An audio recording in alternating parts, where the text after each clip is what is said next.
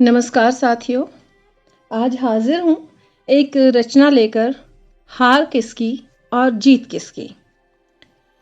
आजकल मेरा मानना है सबसे टफ जॉब जो है वो पेरेंटिंग की है।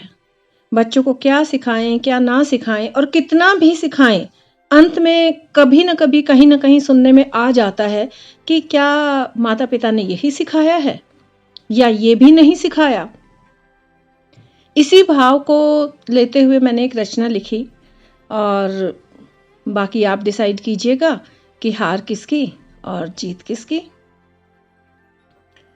हम दोनों प्रेम में थे, हर पल प्रेम को जीते थे। हम दोनों प्रेम में थे, हर पल प्रेम को ही जीते थे। एक दूसरे को खूब समझते थे। अगर कुछ नहीं था तो वह थे संवाद। हमारे मध्य संवाद ही नहीं थे। था तो बस मूक भाषा का जोर। एक दिन हम मिले और अचानक उसने मुझे जोर से पकड़ लिया और मेरे गाल पर अपना हाथ रख दिया। उसके कठोर स्पर्श से मैं बेबस सी जल बिन मछली की तरह तड़प उठी। मेरी आंखों में भाव कातरता के आए, मन में वितृष्णा सी भर उठी। उसकी पकड़ बहुत कठोर थी, मुझे शूल की तरह चुभ रही थी। मन के कोने में दबा अतीत सिर उठा रहा था। अतीत के उस कोने में उसके लिए प्यार बेहद और बेशुमार था। मैं अतीत और वर्तमान में उलझने लगी। मैं अतीत और वर्तमान में उलझने लगी। उस पल मुझे बाबा की याद आई। याद आई मुझे बाबा की कही बातें। इंसान पल पल रंग बदलता है। अतीत की जगह वर्तमान को देना। जो आज है वो कल भी होगा, इसका कभी यकीन न करना। इंसान पल पल रंग बदलता है। अतीत की जगह वर्तमान को देना। जो आज है वो कल भी होगा, इसका कभी यकीन न करना।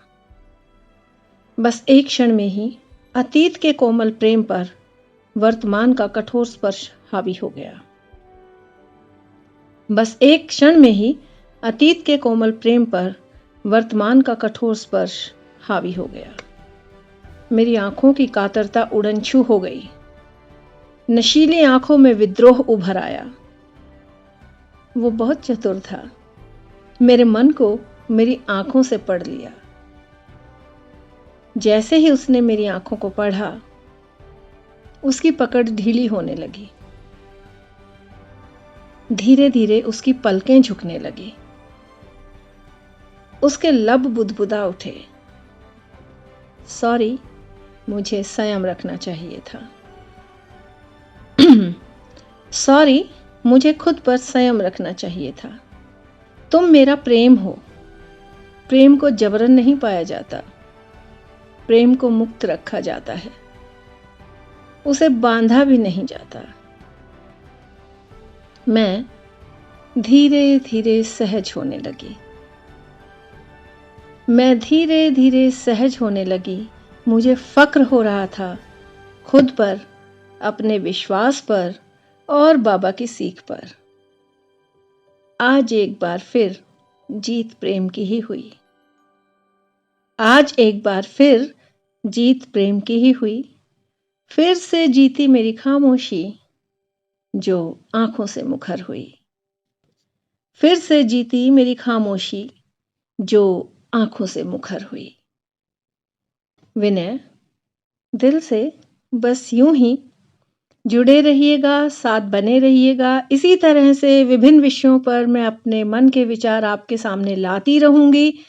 प्रतिक्रिया जरूर दीजिएगा। बहुत संबल मिलता है आपकी प्रतिक्रिया से।